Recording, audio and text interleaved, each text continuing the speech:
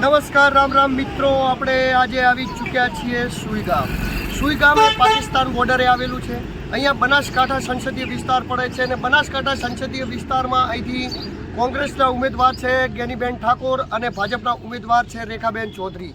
તો આપણે ગામના દરેક લોકોને જઈને લાઈવ એક્ઝિટ પોલમાં પૂછવાના છીએ કે અહીંયા કોનો માહોલ ભારે છે.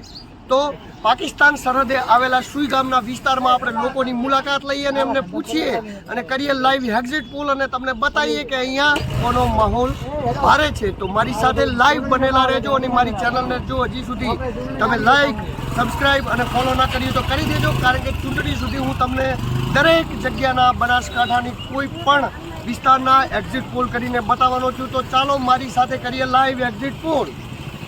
નમસ્કાર રામ રામ મિત્રો, તો આપણે આવી ચૂક્યા છીએ સુઈ ગામમાં. સુઈ ગામ એ પાકિસ્તાન સરહદે આવેલું છે અને આ સરહદી વિસ્તારના અહીંયા લોકો, તો આપણે જાણીએ અંકલ 2024ની ચૂંટણી આવી રહી છે, તો તમને શું લાગે છે આ વિસ્તારમાં કોનું પલ્લું ભારે છે? એવું તમને શું લાગે છે? અમને તો કોઈ ખબર પડે નહીં સાહેબ. એવું ખબર ના તમને? ના, તમને આમ વાતચીતો થતી હોય, માહોલ ઉપરથી ખબર પડતી હોય.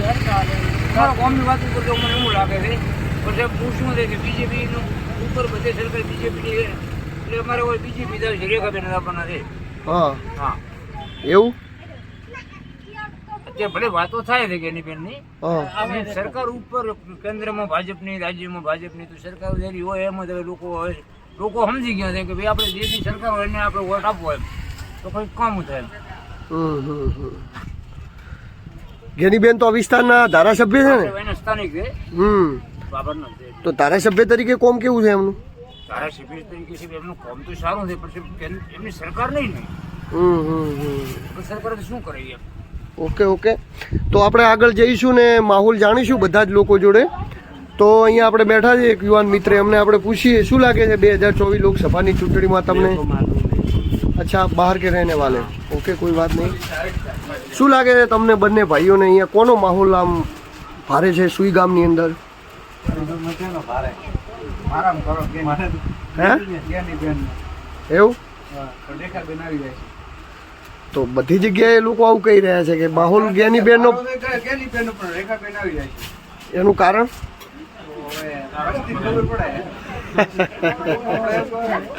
મારો જ્ઞાનીબેનનો માહોલ છે ને આવશે રેખાબેન, તેનું કારણ એ જ તો પૂછવું છે, એ જ તો જાણવા જેવું.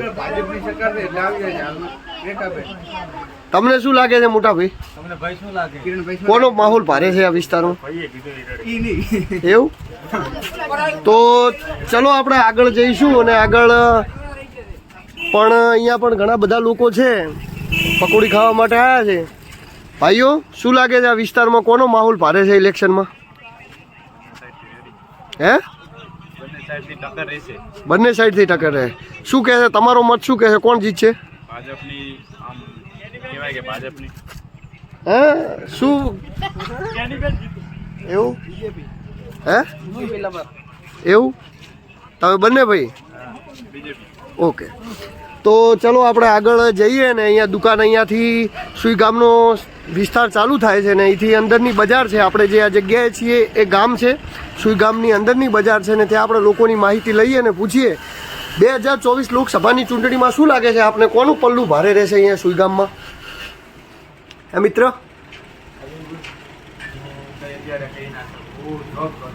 અચ્છા, ઓકે, તો એ કશું કહેવા નથી માગતા.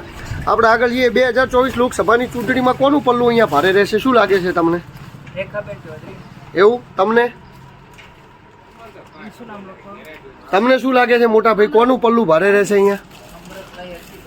તો આપણે અહીંયાથી થોડા આગળ જઈએ તો હવે અહીંથી આ બજાર ચાલુ થાય છે ને અહીંથી આપણે પૂછપરછ કરીએ 2024 લોકસભાની ચૂંટણીમાં કોનું પલ્લું ભારે રહેશે? એવું? તો પછી આપણે જેમ જેમ આગળ જઈએ એમ પૂછીએ 2024 લોકસભાની ચૂંટણીમાં કોનું પલ્લું ભારે રહેશે? મોદી સાહેબનું ભારું છે. એવું? આખા સુઈ ગામમાં? લાગે છે વાતાવરણ પ્રમાણે મોદી સાહેબ. એવું છે એમ? ના, તો અમુક જગ્યાએ એવું કહેતા હતા કે આમ પલ્લું જ્ઞાનીબેનનું ભારું છે પણ જીતી જશે રેખાબેન, એનું શું કારણ? અચ્છા, સુઈ ગામનું પ્રોપર. ચલો તો આપણે આગળ જઈએ અને જાણીએ બધા જ જોડે બધા જ લોકો છે અહીંયા અટપટ પટરંગી પ્રકારના લોકો આવે છે એમના જોડેથી આપણે જઈએ 2024 લોકસભાની ચૂંટણીમાં કોનું પલ્લું ભારે લાગે છે તમને અહીંયા સુઈગામમાં 2024 લોકસભાની ચૂંટણીમાં કોનું પલ્લું ભારે લાગે છે અહીંયા વિસ્તારમાં કોનું પલ્લું ભારે લાગે આમાં આપણે હે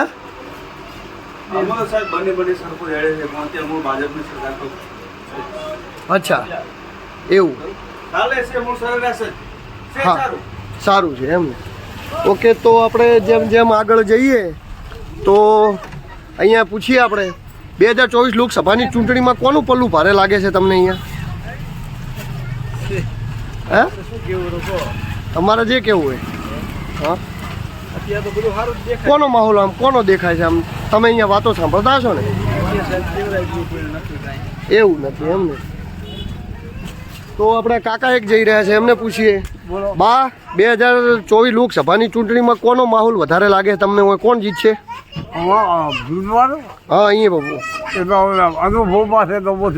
ઓકે તો આપણે અહીંયા એક અંકલ બેઠા છે એમને પૂછીએ 2024 લોકસભાની ચૂંટણીની અંદર કોનો માહોલ તમને વધારે ભારો લાગે છે માહોલ મોદી સાહેબનો જ હોય ને એવું હા એમાં કઈ બીજું આવે જ નહીં એવું છે એમ ને ના તો એટલે ઘણા બધા લોકો એવું અહીંયા કહેતા હોય છે કે સ્થાનીય છે સ્થાનિકમાં જે થવું હોય થાય પણ ઉપર તો છે એવું છે એમને એટલે તમને શું લાગે છે આ વખતે લોકો ઉપર નરેન્દ્ર મોદીને ધ્યાનમાં રાખીને વોટ કરશે કે સ્થાનીય સમીકરણો ધ્યાન કાયમી ખાતે કાયમી કરે અહીંયા દરેક વિસ્તારમાં ઉપર લેવલે જ હોય છે દેશનો સુકાન તો મોદીના હાથમાં. ઓકે તો આપ જોઈ શકો છો અહીંયા બીજી પણ ઘણી બધી દુકાનો છે અને અહીંથી વિસ્તાર ચાલુ થઈ જાય અહીંયા પણ ઘણા બધા ભાઈઓ છે 2024 લોકસભાની ચૂંટણીમાં શું લાગે તમને કોનું પલ્લું અહીંયા ભારે રહેશે એવું બે ચાલે છે તો તમને શું લાગે તમારા મતે કોનું પલ્લું ભારે રહે હે એવું છે એમ ઓકે તો આપણે જોઈ શકીએ છીએ આ બાજુ પણ ઘણા બધા લોકો છે 2024 લોકસભાની ચૂંટણીમાં શું લાગે છે કોનું પલ્લું ભારે રહેશે અહીંયા વિસ્તારમાં કેમ તમને શું લાગે છે અહીંયા વાતો થતી છે ને આજુબાજુ એવું છે એમ શું લાગે છે 2024 લોકસભાની ચૂંટણીમાં કોનું પલ્લું ભારે રહેશે એવું અહીં બનાસકોઠાની અંદર એવું હા હા તો આપ જોઈ શકો છો ત્યારબાદ આપણે અહીંયા મેડિકલ છે મેડિકલની અંદર પૂછપરછ કરીએ 2024 લોકસભાની ચૂંટણીની અંદર કોનું પલ્લું અહીંયા આપણે વિસ્તારમાં ભારું લાગે છે સુઈગામમાં એવું તમને એવું તો આપ જોઈ શકો છો બધા લોકો છે હજી પણ ઘણા બધા લોકો જોડે આપણે મુલાકાત કરીશું અને એમને પણ પૂછીશું 2024 લોકસભાની ચૂંટણીમાં શું લાગે છે કોનું પલ્લું ભારે લાગે તમને અહીંયા એવું એવું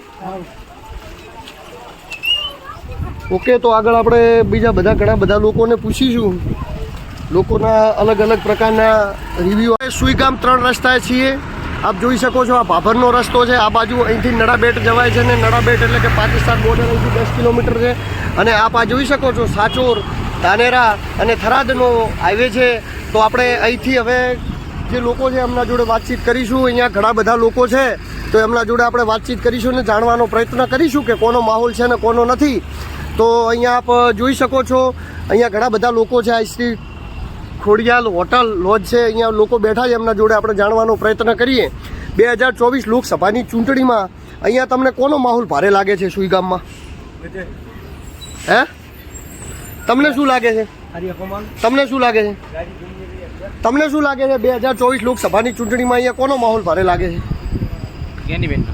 એવું તો આપ જોઈ શકો છો આમ જેમ જેમ આપણે આગળ જઈએ અહીંયાથી ઘણી બધી દુકાનોને ઘણું બધું લાગેલું છે તો જેમ જેમ આપણે વિસ્તારની પૂછતા જઈશું અને જેમ જેમ માણસો મળતા જઈશે એમ આપ મારી સાથે બનેલા રહેજો લાઈવ કારણ કે હું તમારીને બતાવવાનો છું આપણે અહીંયા જુઓ દુકાનની અંદર ભાઈ બેઠા છે એમને પૂછી લઈએ 2024 લોકસભાની ચૂંટણીમાં તમને શું લાગે છે કોનો માહોલ ભારે લાગે છે અહીંયા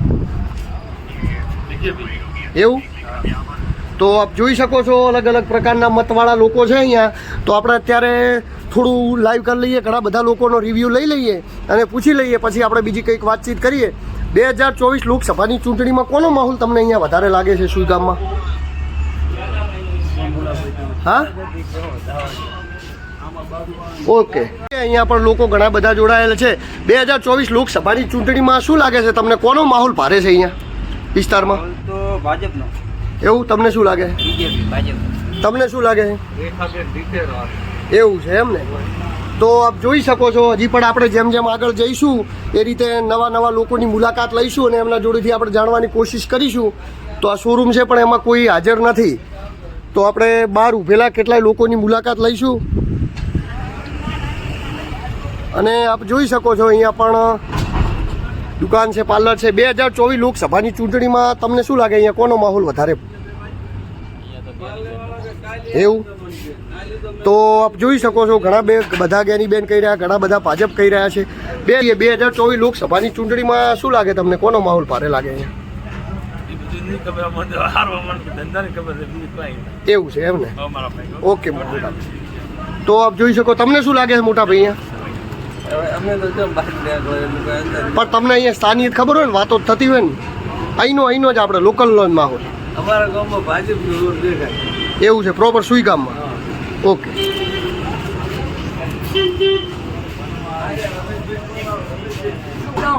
એવું ચૂંટણીમાં કોનો માહોલ ભારે લાગે બા? ના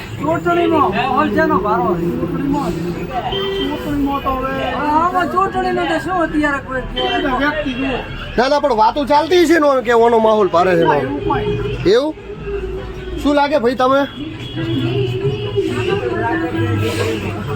એવું કોઈ આઈડિયા નહીં આવતો વાતાવરણ ઉપરથી કે કોનો માહોલ ભારે હોય, કોનું શું હોય, કોણ વધારે ચાલે છે અહીંયા? ગેની બેન ચાલે, રેખાબેન ચાલે, કોણ ચાલે?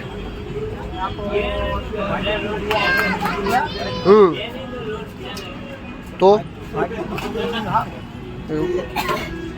શું લાગે 2024 લોકસભાની ચૂંટણીની અંદર એક સ્થાનિય કોનો માહોલ વધારે એમ ભારે લાગે? એવું